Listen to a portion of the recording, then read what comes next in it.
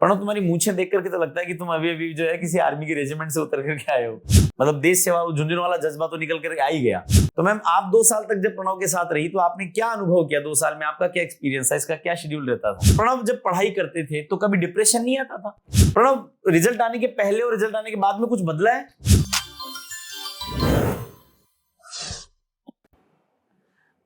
आप कल्पना करके देखिए कि यदि पीढ़ियां एक सपना लेने लगे, एक पीढ़ी सपना ले, दूसरी पीढ़ी सपना ले, तीसरी पीढ़ी उस सपने को पाले और यदि चौथी पीढ़ी आकर के उस सपने को पूरा करे तो उस परिवार के लिए कैसे आनंद के क्षण पैदा होते होंगे। आज मेरे साथ में मैट्रिक्स नीट डिवीजन का एक ऐसा बच्चा है जिसने डॉक्टर बनने का सपना लिया, उस सपने को पूरा किया। और यह सपना सिर्फ उसका नहीं था, यह सपना उसके चाचा जी का भी था, ये उसके पिताजी और उस पीढ़ी ने भी देखा, दादाजी का भी सपना था, और मैं तो यहां तक कहूंगा उसके पड़दादाजी का भी सपना था। और हमारे ऐसे कहते हैं कि भाई पड़दादाजी यदि हैं और पोता कुछ अच्छा काम कर ले तो वो बहुत बड़ी बात होती है। मेरे साथ में प्रणव सिंह शेखावत हैं, और प्रणव को आप देखिए, इसका लुक देखेंगे तो आपको लगेगा कि कोई आर्मी का बंदा बैठा है, लेकिन ये डॉक्टर बनने जा रहा है। मैट्रिक्स नीट डिवीजन के एक ऐसे विद्यार्थी, एक स्टूडेंट से मैं आपको मिलाने जा रहा हूं जो झुंझुनू से आता है। झुंझुनू की धरती को सूरों की, वीरों की, मोरों की, धोरों की धरती कहते हैं। उसकी एक पहचान रही है सैनिकों की धरती होने की, लेकिन आज के बच्चे उस पहचान को शिक्षा के रूप में बदल रहे हैं। आज झुंझुनू से निकले हुए बच्चे देश दुनिया में अपना नाम रोशन कर रहे हैं। प्रणव, बहुत बहुत स्वागत है आपका। और प्रणव के साथ में आज इस इंटरव्यू में प्रणव की मम्मी भी हैं, रतन कंवर जी हमारे साथ में। मैम, आपका भी बहुत बहुत स्वागत, बहुत बहुत अभिनंदन। मैं प्रणव के पास आऊंगा, पहला सवाल मैम आपसे पूछूंगा। जब प्रणव के दादाजी ने, प्रणव के परदादाजी ने, प्रणव के चाचा ने एक सपना देखा कि घर में कोई डॉक्टर बनना चाहिए, लेकिन वो सपना पीढ़ियों से आगे खिसकता आया और अब जाकर के बच्चे ने सपना पूरा कर दिया। आज परिवार का ये पहला डॉक्टर बना है। आपको कैसा लग रहा है? बहुत अच्छा लग रहा है सर। दादाजी ने कुछ कहा उस समय जब ये बच्चे का रिजल्ट आया तब? क्या ना, आपको क्या कहा उन्होंने? उन्होंने बोला साथ जाने का बहुत अच्छा फायदा हुआ। दादाजी, अब मतलब उस समय के जो परदादाजी वो हिंदी बोलते हैं कि मारवाड़ी में बात करते हैं? वो हिंदी, वो तो इंग्लिश में बात करते हैं। अच्छा, इंग्लिश में भी बात करते हैं। वो तो उस समय के पढ़े लिखे, उस समय के पढ़े लिखे हैं। मतलब पूरा परिवार में पढ़ने की तो परंपरा रही है, लेकिन डॉक्टर बनने का सपना अटका हुआ था और वो बच्चे ने पूरा कर दिया। प्रणव, जब पढ़ाई कर रहे थे उस समय तो बहुत सारे विचार चलते होंगे कि यार बनेंगे नहीं बनेंगे, कब होगा, क्या होगा। जैसे ही कंप्यूटर पे क्लिक करा और उसमें आया आपका क्लियर, उस समय का क्या आपका मानस था? उस समय क्या रिएक्शन था? बहुत खुशी हुई थी। मतलब जैसे आपने मान लीजिए ये जो डॉक्टर बनने का सपना था, ये फैमिली में चल रहा था, उसको देख करके अपना तय करा था या खुद का मानस था? वो इफेक्ट तो होता ही है, कहते रहते हैं इनका नहीं हुआ, तू थोड़ा और अच्छा कर सकता है, ऐसा होता ही है। और फिर थोड़ा खुद का भी होता है, टीचर्स का भी होता है, और फिर मुझे भी थोड़ा अच्छा लगता था कि भाई डॉक्टर बने, अच्छा करें। प्रणव, तुम्हारी मूंछें देख करके तो लगता है कि तुम अभी अभी जो है किसी आर्मी के रेजिमेंट से उतर करके आए हो। तो आर्मी में जाने का सपना भी है क्या? हाँ, ये एमसी ज्वाइन करने का है। अच्छा, तो उसके माध्यम से सेना में, और सेना में जाकर के डॉक्टर बनना, मतलब देश सेवा, झुंझुनू वाला जज्बा तो निकल करके आ ही गया। केवल पैसा नहीं कमाना, मतलब अदरवाइज तो डॉक्टर बने, अच्छा हॉस्पिटल खोले, वहां काम करें, लेकिन आर्मी में जाएंगे तो वहां पर तो सेवा पहला एलिमेंट होगा, बाकी तो जीवन तो खैर सेट है ही है उसमें। चाचा, उन्होंने भी सपना देखा था। जब प्रणव का रिजल्ट आया और चाचा को पता चला कि घर का पहला डॉक्टर बन गया, चाचा ने आगे की क्या बात करी? बहुत खुश थे वो भी। क्या बोले? वो खुश थे, बस कॉन्ग्रेचुलेशन बोला था। तो आपने बोला नहीं चाचा को अच्छी सी पार्टी बननी चाहिए? अब तो पार्टी की थी ना। की थी, झुंझुनू में पार्टी की थी। स्वामी अब करेंगे, अब करेंगे कॉलेज में। ओके ओके, ठीक बात है। प्रणव, ये जो पूरी ट्रैवल जर्नी रही है आपकी, मतलब एक डॉक्टर बनने की जर्नी सामान्य नहीं होती है, क्योंकि डॉक्टर आज भी वो पेशा है जिसको लोग भगवान के समकक्ष मानते हैं। लोग आज भी मानते हैं, फिल्मों के पुराने सीन याद करते हैं कि जब डॉक्टर साहब घर पे आते थे तो घर के लोग उनका तुरंत आते ही बैग ले लेते, फिर वो बैग वापस छोड़ने जाते। तब भी एक अपने आप में एक ऐसा प्रतिष्ठित पेशा माना जाता है कि जो लोगों के जीवन को बचाने का काम करता है। आपने जब, अब डॉक्टर आप ऑलमोस्ट बन गए हैं, क्योंकि अभी तो एक 4 साल का कॉलेज करने के बाद में आप डॉक्टर का, आपके ऊपर एक ठप्पा लग जाएगा, लेकिन अभी भी सपना या जीवन वैसा सा लगने लगता है कि हम एक डॉक्टर बनने जा रहे हैं। कोचिंग करते समय और स्कूलिंग में एक डिफरेंस होता है कि स्कूल में बहुत ज्यादा पढ़ना नहीं पड़ता, बट कोचिंग और वो भी नीट की तैयारी में तो खूब पढ़ना पड़ता होगा। क्या आपका शेड्यूल क्या रहता था दिन भर का? वही पहले बायो, फिर केमिस्ट्री, फिर फिजिक्स, जो पढ़ाते थे उनको रोज घर पे आके पढ़ना, वही पीडी मॉड्यूल सॉल्व करना, और टेस्ट की तैयारी करना, संडे की संडे टेस्ट होते थे। जी, लगभग कितने घंटे पर डे पढ़ लेते थे? 8 से 9 घंटे। अच्छा, 8 से 9 घंटे कोचिंग के अलावा? और कोचिंग में? कोचिंग में तो पढ़ते ही थे वो।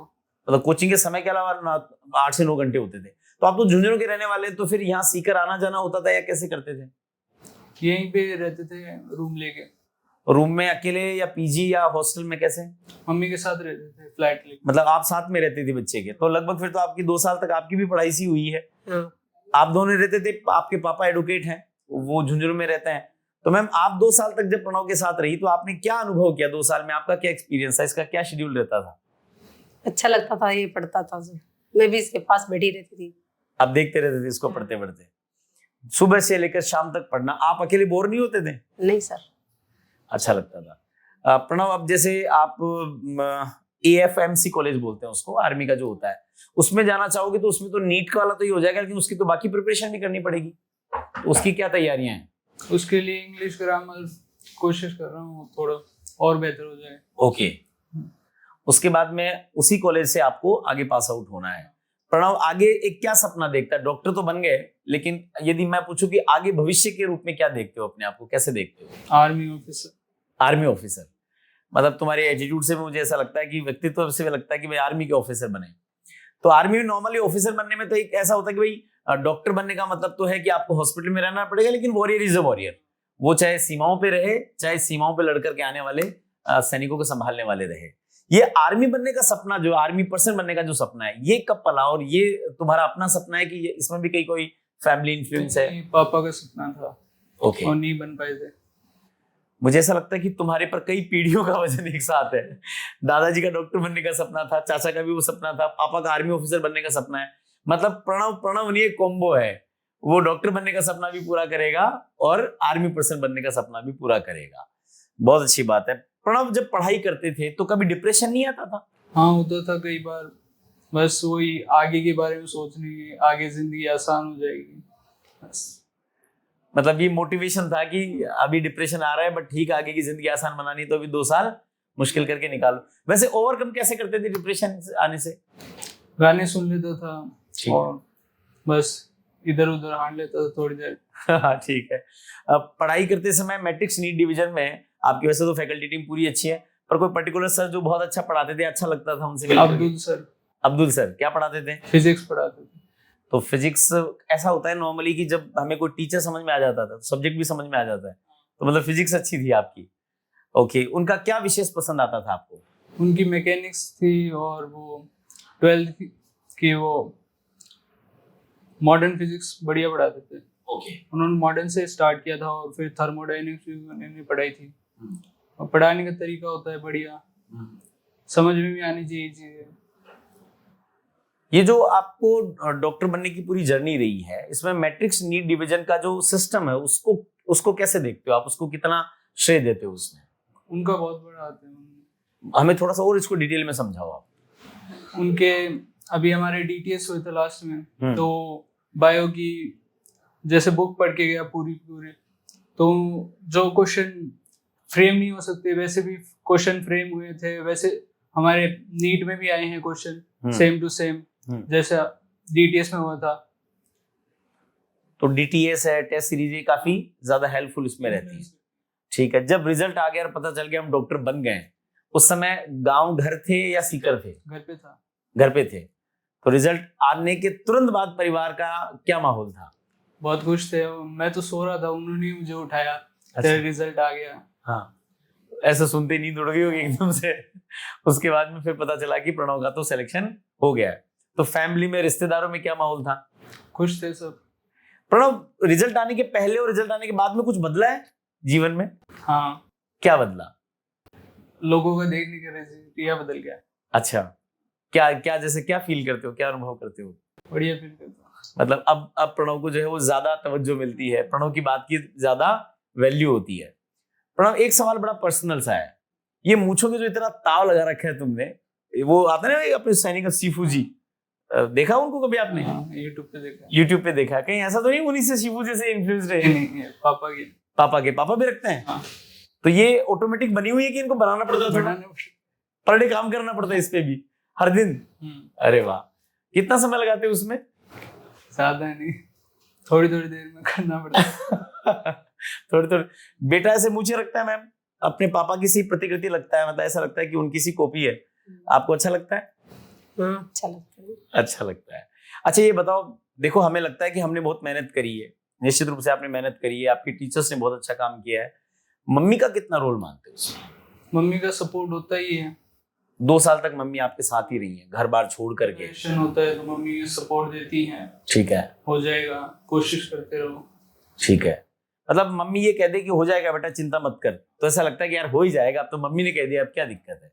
क्योंकि हमारे लिए माँ बहुत बड़ा विषय होता है, मतलब ईश्वर को हमने नहीं देखा लेकिन ईश्वर का साक्षात प्रतिरूप माँ हमारे साथ में होती है। अब तो बेटा डॉक्टर बन गया, आपके और भी बच्चे हैं? प्रणव के भाई बहन कितने भाई बहन हैं? 2 ही। 2 हैं, एक इससे छोटा है, वो क्या कर रहा है? वो IIT की तैयारी कर। अच्छा वो IIT की, तो एक बनेगा डॉक्टर एक बनेगा इंजीनियर। बच्चे फिर दूर चले जाएंगे तो आपको अकेलापन महसूस नहीं होगा मैम?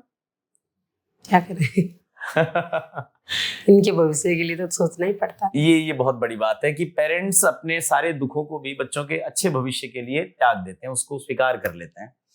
प्रणव, मैं यदि ये बोलूं कि अब आप डॉक्टर बन गए तो इतने दिन तो प्रणव एक स्टूडेंट था, लेकिन अब कुछ लोगों के लिए प्रणव एक रोल मॉडल है। परिवार के लोग हैं, रिश्तेदार हैं, दोस्त हैं, आपके मोहल्ले पड़ोस के बच्चे हैं। यदि मान लो वो प्रणव भैया से एक राय लेने आए कि हमें भी नीट करनी है, हमें भी डॉक्टर बनना है, तो प्रणव भैया हम क्या गलती ना करें प्रिपरेशन के ड्यूरेशन में, तो कोई एक सजेशन क्या दोगे उनको? फोन नहीं देखना चाहिए ज्यादा, फोन से दूरी रखनी चाहिए। फोन से दूरी रखनी चाहिए। आप नहीं रखते थे फोन? सोशल मीडिया अकाउंट वगैरह कुछ अभी तो है ही नहीं है? कॉलेज में जाके बनाएंगे। कॉलेज में जाके तो बना लेंगे, कॉलेज में करना चाहिए, ठीक बात। अभी टाइम नहीं है ठीक ये बात, सब करने का। ठीक बात है। तो आपने कभी फोन, एंड्रॉइड फोन इस्तेमाल नहीं करा, मतलब आपने, मम्मी साथ में रहते थे तो बात करनी होती उससे कर लेते। तो एक सलाह आप ये दे रहे हैं कि सोशल मीडिया से, फोन से दूरी बना करके रखें। और कुछ और कोई सजेशन जो रेगुलर स्टडीज को लेकर के या कुछ और चीजों को लेकर? रेगुलरिटी रखनी चाहिए अपनी स्टडी पे, हर सब्जेक्ट को इक्वली टाइम देना चाहिए।